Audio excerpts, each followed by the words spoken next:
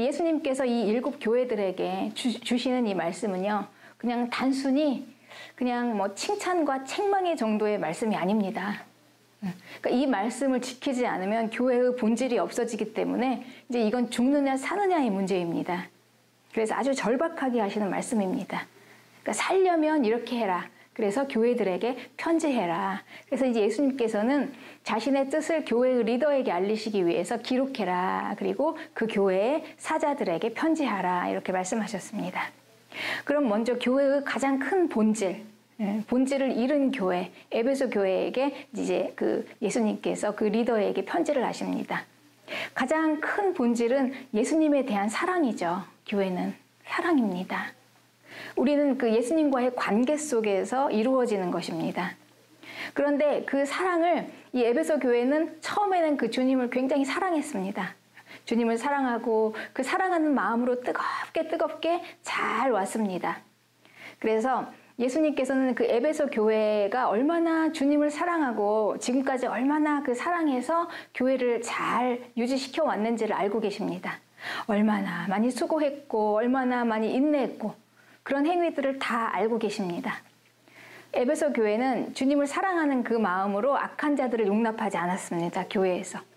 그리고 자칭 사도라 하는 자가 있습니다. 그런 자들인데 그런데 그들은 정말 사도가 아니었어요. 그런 자들도 있습니다. 그러니까 이런 자들을 잘 분별해서 가려냈습니다.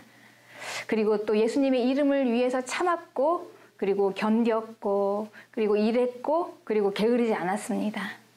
그리고 또 예수님이 미워하는 니골라당이라는 그 이단 종파를 또 미워했습니다. 함께.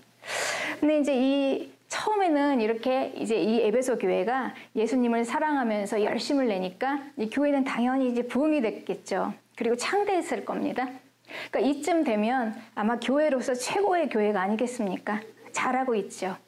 그럼 다 된 것이 아닌가요? 그런데 이제 문제는 이제 시작되었어요. 여기서. 이제 위험이 이제 찾아왔어요. 뭐냐면 그 사랑이 점점 식어지더니 결국은 그 사랑이 예수님에 대한 그 사랑을 이 교회가 버린 것입니다. 그러면 안 되죠. 이 본질이 없어졌지 않습니까? 그러니 껍데기만 남지 않습니까?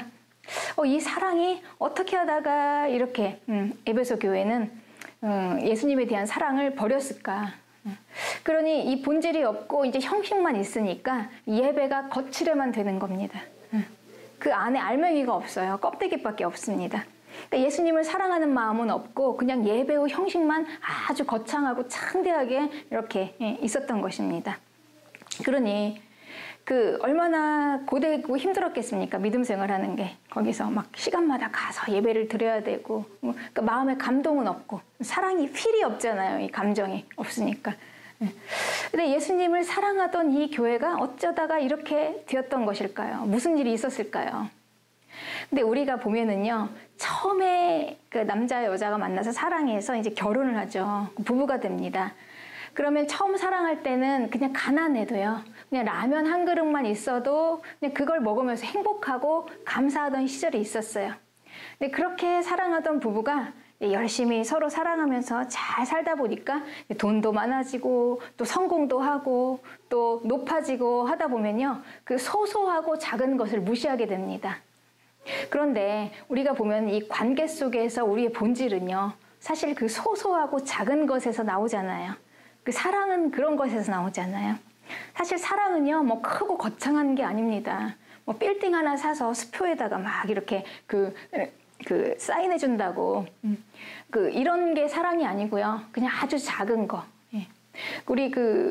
제가 이제 아는 우리 그 권사님 중에 한 분이요. 이제 아침마다 직장을 나가세요. 출근을 하시는데, 그 남편분이 요즘에 코로나 마스크를 쓰시잖아요. 그러니까 아침마다 마스크를 한두 개씩 꼭 챙겨서 갈 때마다 이렇게 꼭 이렇게 따서 직접 전해준답니다. 사실 그런 게 사랑이잖아요. 소소한 거, 작은 거, 거기에서 사랑이 나오죠.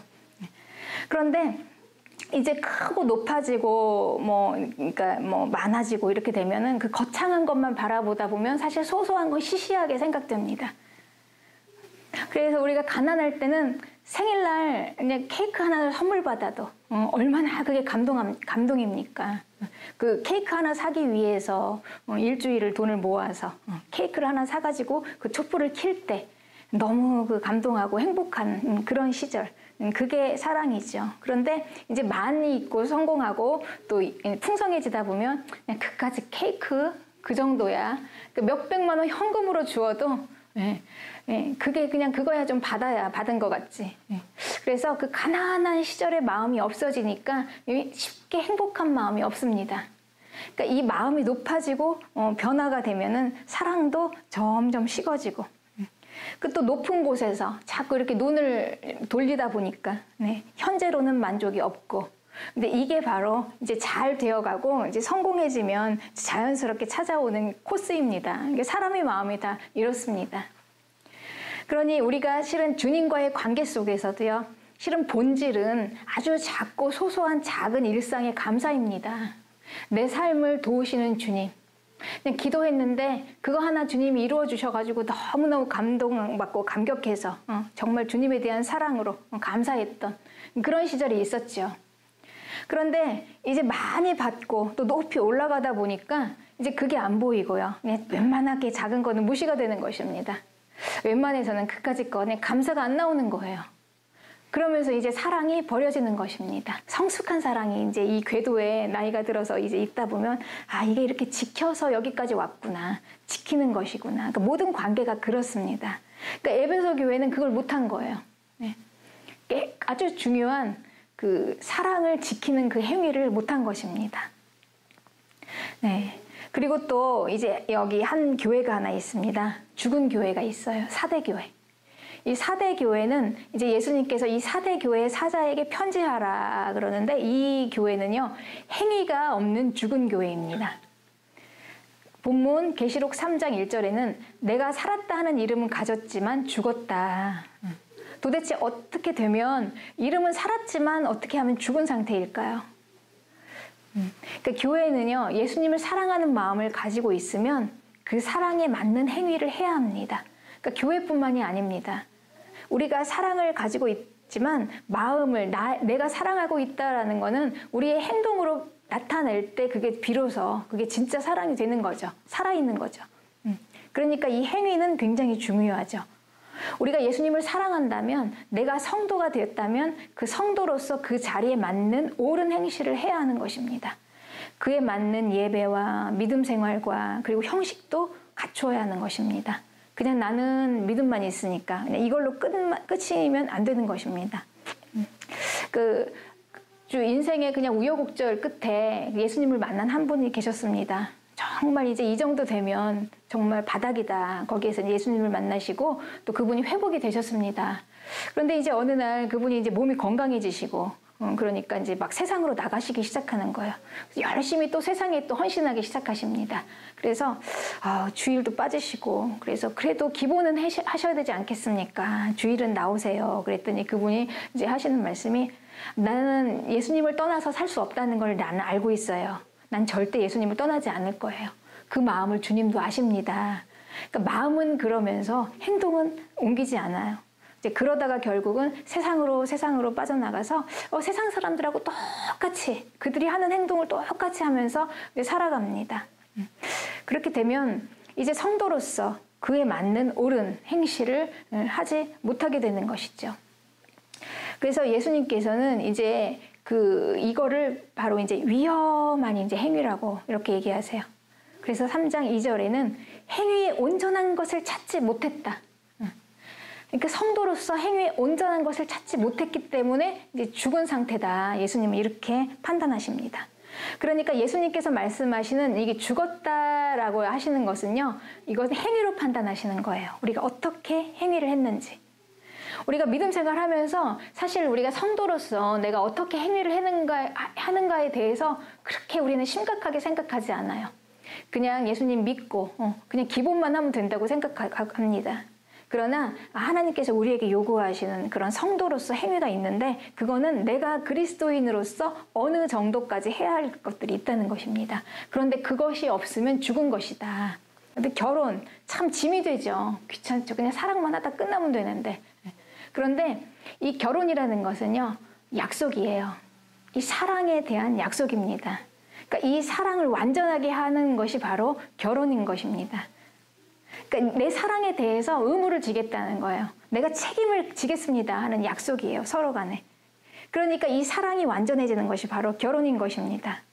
그러니까 완전한 사랑은요, 서로에게 책임과 의무를 다 지는 것입니다. 그것이 사랑입니다.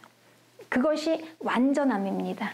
그런데 여러분 그거 아십니까? 우리의 안전은요, 완전함에 있습니다. 그러니까 우리의 불안함은 불완전하기 때문에 우리가 불안한 거예요. 네. 그렇기 때문에 우리가 실은 뭐가 이렇게 불안하지? 그거는 완전하지 않기 때문에. 네. 그러니까 안전하지 않기 때문에. 그러니까 내 유익만 취해서 이렇게 골라서 간다면 그 소속이 없는 거죠.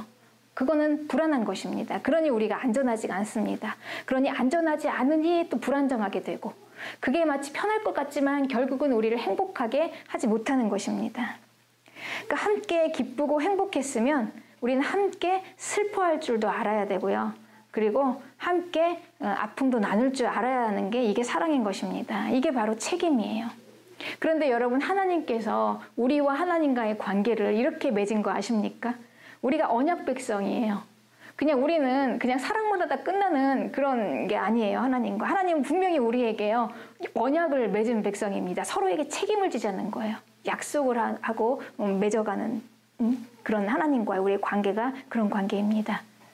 그러니 이 하나님과 우리의 그 관계를 이어가고 이 사랑을 이어가는 것은요, 바로 이 약속을 이루어가는 거예요. 그러니 이 사랑이라는 것은 무엇입니까? 그냥 막연하게 그냥 감정으로 하는 게 아니라 바로 이 약속을 이루어가는 것입니다. 그러니까 하나님은 이 사랑을 약속으로 맺고 이루어 가시는데 서로에게 책임을 지겠다는 거예요. 그러니 하나님이 우리를 책임지시겠다는 거예요. 그러니 우리는 어떻게 하는 것입니까? 그러니까 서로 쌍방이잖아요. 사랑이라는 건, 관계라는 건 서로 쌍방입니다. 우리도 사실은 하나님의 백성으로서 하나님께 책임을 지어야 할 의무가 있다는 것입니다. 우리의 의무가 있어요. 우리는 그 무한한 하나님의 사랑을 받는 건 좋아합니다. 근데 무한한 하나님의 사랑도 받지만 우리가 또 성도로서 하나님 앞에 해야 할 그 의무를 다할 때 그게 완전한 것입니다. 그런데 이 완전한 게 바로 불안정하지 않은 안전이에요. 그래서 우리는 성도로서의 의무를 다할 때 그때 비로소 우리는 충만한 그 믿음의 기쁨을 누리는 것입니다. 내가 하나님의 백성이 되면 하나님도 나의 하나님이 되어주시겠다는 그 약속으로 이루어지는 관계예요. 이게 맞아야 떨어져야 하는 것입니다.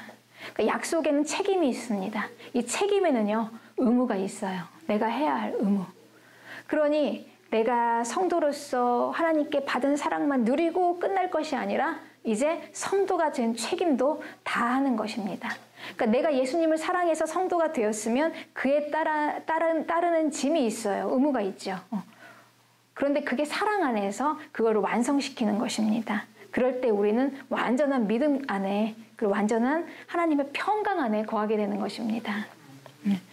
우리가 아이들을 교육하다 보면은요, 이제 아이들이 조금 커가면은 이제 아시겠지만 이제 엄마들은 다 그걸 아시죠. 그 싸움이, 애들은 하고 싶은 것만 하려고 하잖아요. 해야 할 것을 하는 게 아니라 하고 싶은 것만 합니다. 그거를 막 교육시키는 거예요, 교육이. 그런데 이제 이거를 잘 어렸을 때부터 교육을 받아놓으면은요, 그러니까 어른이 되어서도, 그러니까 내가 하고 싶은 거를 하는 게 아니라 내가 해야 할 것을 잘하는 사람들이, 여러분 그런 분들이 잘 사는 거 아십니까? 그러니까 이 성도의 옳은 행위는요, 마땅히 해야 할 의무입니다. 그냥 해도 되고 안 해도 돼서 그냥 내가 그 받아야 할 그런 사랑만 받고 취해야 할 축복만 받고 싶고, 그냥 내가 누릴 것만 누리고 싶고, 정말 해야 할 것은 요리조리 피해서 안 하는 게 그게 편한 게 아니라는 거예요, 결코. 그렇게 해서 우리가 잘 되는 사람 못 봤잖아요, 세상에서도. 그게 순리입니다. 그게 원리입니다. 그래서 이 의무에는요, 헌신이 따라옵니다. 그런데 헌신은요, 우리의 희생이 들어가요. 그러니 우리는요, 이 세상 천지에서 우리가 좀 평안하고 안전하고 행복하게 누리면서 좀 충만하게 살려면 이 순리가 꼭 반드시 따라온다는 것입니다. 어느 관계에서나 그렇습니다. 우리가 어머니로서 희생과 헌신이 있고, 또한 아내로서, 부부 또한 남편으로서 희생과 헌신이 있습니다. 그리고 또 우리가 친구로서 서로 사람 간의 관계에서도 희생과 헌신이 있습니다. 그리고 우리가 하나님 앞에서 성도로서 우리가 해야 할 그런 의무가 있으니 우리의 희생과 헌신이 있는 것입니다. 그러니 우리는 신앙생활을 하면서 그 희생 없이 헌신 없이 하는 믿음 생활이라는 것은요, 애초에 그거는 존재하지가 않는다는 것입니다. 그거를 기대하는 것 자체가 벌써 말이 안 되는 것이죠. 우리는 이 그 성도의 옳은 행위는 성도가 마땅히 해야 할 의무인데 그 행동으로 내 믿음이 지켜지고 그리고 우리의 첫사랑이 유지가 되어서 그 예수님에 대한 그 사랑을 계속 성숙한 사랑으로 더 성숙하고 완전한 사랑으로 계속 우리가 그 사랑을 버리지 않고 계속 키워나갈 수 있다는 것입니다. 그렇습니다. 그래서 예수님께서는 이제 이게 없으면 이제 죽었다라고 표현하는 거죠. 살았다라는 이름을 가졌지만 죽었다. 네, 그렇습니다.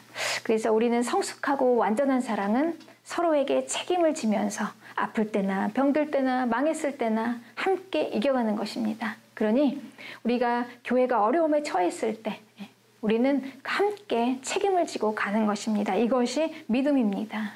그래서 우리가 믿음의 행위는요, 굉장히 중요합니다.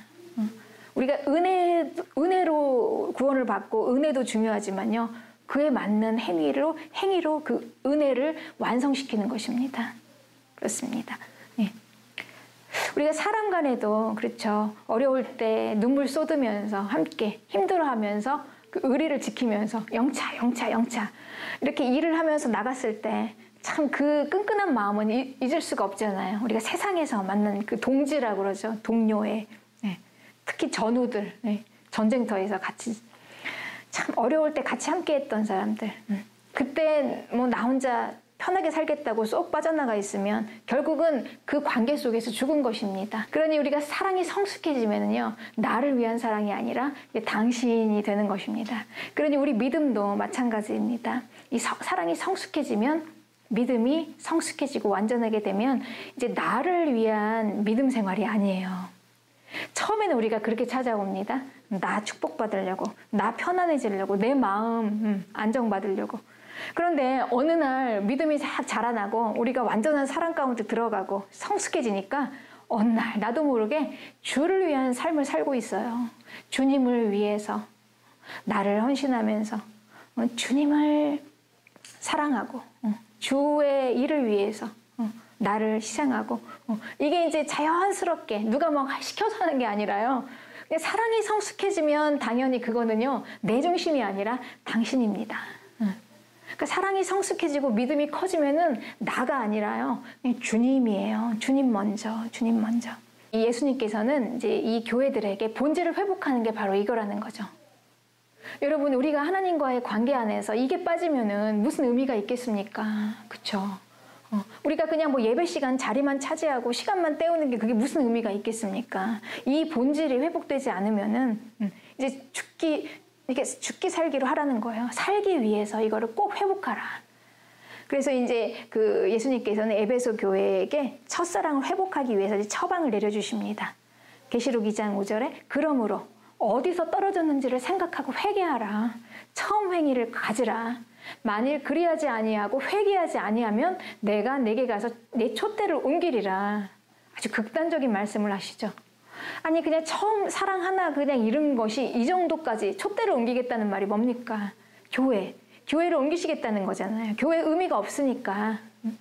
아주 예수님께서는 아주 그냥 극단적이죠. 이게 그렇게 중요할까요? 중요합니다. 그렇죠. 이게 왜 어찌 중요하지 않겠습니까? 우리가 성도로서 교회로서 주님을 가장 중요한 본질이 없는데, 그러니 변한 마음을 다시 잡아야 합니다. 네. 교만해졌던 마음을 다시 겸손하게 돌이키고 가난하고 배고프던 그 신혼 시절로 돌아가서 그냥 라면 한 그릇으로도 같이 함께 먹으면 그냥 행복했던 낮은 마음으로 돌아가야만 하는 것입니다. 그러니 초심으로 돌아가라. 살기 위해서 그렇게 하라라는 것이죠. 네. 그렇습니다. 그러니까 이게 바로 존재감입니다. 그래서 예수님께서는 소금이 그 맛을 잃으면 쓸데가 없어서 땅에 버린다. 이렇게 표현합니다. 소금이 짜기 때문에 귀한 거죠. 그런데 소금이 그 짠 맛을 다 잃었어요. 그냥 하얀 덩어리만 있으면 그건 아무 의미가 없는 거예요. 그냥 버려지는 거죠. 이게 바로 정체성이고 존재감이라는 것입니다. 그러니 우리는 나는 누구인가 라는 존재감을 잃지 말아야 하는 것입니다. 그리고 또 사대교회에 예수님께서 이제 처방을 내려주십니다. 이제 회복하라. 3장 2절에는 일깨워서 그 남은 바 죽게 된 것을 굳게 하라. 그래도 다 이제 죽었다 이렇게 표현했잖아요. 근데 다 죽었는데 그 중에 조금 살아있는 게 있나 봐요. 그냥 거의 죽게 된 거. 그러니까 그거라도 빨리 붙잡아서 굳게 하라. 그거라도 죽지 않게 하라는 거예요. 그러니까 내 안에 다 그냥 행위가 하나도 없어요. 내 마음에 그냥 은혜만 받을 것만 생각하고 내 의무를 안 했던 그 행위. 그래서 내가 믿음 생활을 하면서 그냥 다 소진돼서 다 죽어버리게 된 생명이 다 죽어버렸거든요. 그 남아있는 것 몇 개라도 있으면 그거 하나 굳게 잡아라 라는 얘기죠. 그래서 계시록 3장 3절에 네가 어떻게 받았으며 어떻게 들었는지 생각하고 지켜서 회개하고 돌이켜야 합니다. 네.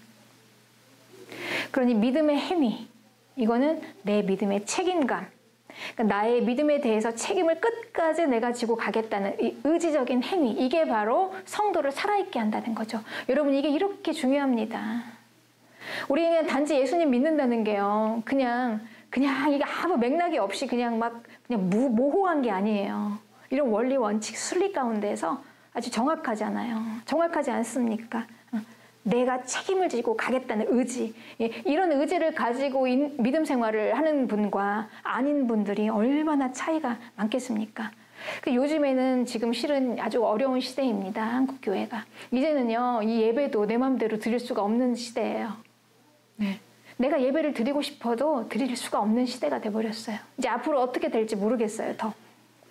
그럴 때 처음에는 이제 어느 한 영상에서 제가 이제 이렇게 쭉 보는데, 주름이 깊게 파인, 그 권사님이신지, 참 이렇게 머리도 희끗희끗 하신 그 분이 이제 매일 가던 그 교회 문이 딱 닫히니까요. 그 교회 문을 붙잡고 하염없이 막 눈물을 흘리시면서 우는 거예요. 들어가질 못하니까. 근데 그때 우리가 처음에 코로나 때 예배를 못 드릴 때는요, 굉장히 마음들이 뜨거웠습니다. 오히려 더. 드리고 싶은데도 예배를 못 드리니 그냥 그 안타까움 때문에. 그런데 시간이 지나다 보니까 이제 다른 대안을 찾다 보니까 집에서 그냥 혼자 드리는 예배, 영상 예배도 괜찮네, 이 예배도 괜찮네 하다 보니까 오히려 이제 예배에 대해서 우리가 소홀할 수가 있다는 것입니다. 그러나 우리는요, 꼭 내가 성도로서 하나님 앞에 최고의 것을 드릴 때 하나님께서는 우리에게 그에 맞는 것을 해주십니다. 그러니 우리가 해야 할 것을 꼭 지켜야 합니다. 그러니까 결코 빼앗기면 안 돼요. 우리는 그 살기 위해서 죽기 살기로 내가 이 자리만큼은, 예배의 자리만큼은 결코 빼앗길 수가 없는 것입니다. 그걸 붙잡아야 하는 것입니다. 그래서 5절에는 예수님께서 이렇게 말씀하십니다. 이제 그렇게 하면 그 이름을 생명책에서 흐리지 않겠다라고 말씀하시는 것입니다. 그러니까 내가 내 믿음에 대해서 책임을 지면 예수님도 끝까지 나에게 책임을 져주셔서 생명책에서 결코 이름을 흐리는 일을, 그런 무책임한 것을 하지 않으시겠다라는 것입니다. 네. 예수님께서 우리 이렇게 7 교회의 사자에게 편지를 주셨습니다. 이거는 죽느냐 사느냐 생존의 문제입니다. 그러니까 교회를 지키시려는 절박한 마음으로 예수님이 쓰신 편지입니다. 들을 귀가 있고 깨닫는 마음이 있어서 이 말씀을 듣는 게 축복인 것을 믿습니다.